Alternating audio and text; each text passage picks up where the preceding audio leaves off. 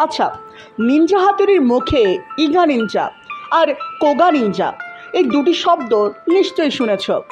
যেখানে নিনজা হাতুড়ি বলেছে সে হলো ইগা নিনজা আর আমারা হলো কোগা নিনজা।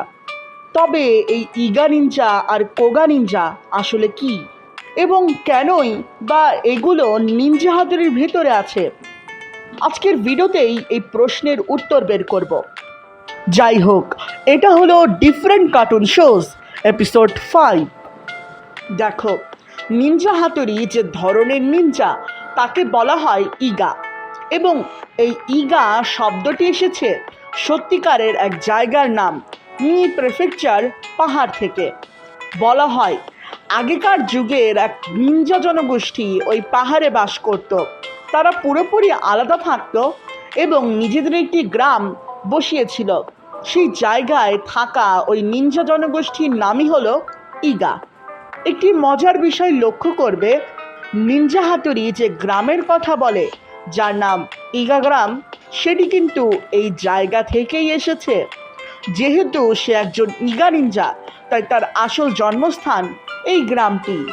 আরও কিছু বিষয় খেয়াল করো, নিনজা হাতুড়ির এই সিরিজে দেখা যায় যে তার গ্রামের পথ পাহাড়ের ভেতর দিয়ে গিয়েছে এবং সেটি পাহাড়ের অবস্থিত ছিল, যা পুরোপুরি সত্যিকারের দৃশ্যটিকে ফুটিয়ে তোলে।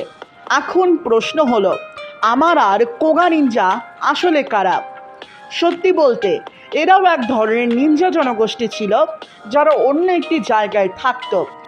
সেই জায়গার নাম অনুসারেই তাদের নাম হয়ে যায় কোগা নিনজা। মূলত এই ইগা এবং কোগা নিনজার ধারণাটি নিনজা হাতুড়ির ভেতরে এসেছে সত্যিকারের এই দুই জনগোষ্ঠী থেকেই। এখন ভাবতে পারো, আমারা আর নিনজা হাতুড়ির মধ্যে এত দ্বন্দ্ব কেন? এই প্রশ্নের উত্তরও লুকিয়ে আছে সত্যিকারের এই দুই জনগোষ্ঠীর গল্পের মধ্যে। আসলে এই দুই জনগোষ্ঠীর বাস্তবেও একে অপরের শত্রু ছিল এবং এদের মধ্যে কয়েকবার যুদ্ধ হয়েছে।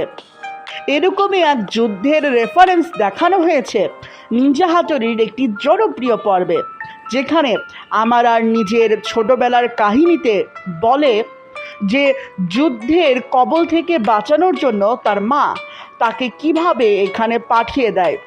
যাই হোক, হয়তো তোমরা তোমাদের উত্তর পেয়ে গেছো। পরবর্তী ভিডিওতে আমি ডোরেমনের একটি অদ্ভুত পর্ব নিয়ে কথা বলবো। সেটি মিস করতে না চাইলে সাবস্ক্রাইব করে রেখো, আর এই ফ্যাক্টস সবার কাছে পৌঁছে দিতে ভিডিওটিতে একটি লাইক করে দিও। আমার ভিডিও ফুরলো, নোটে কাজটি মুড়লো।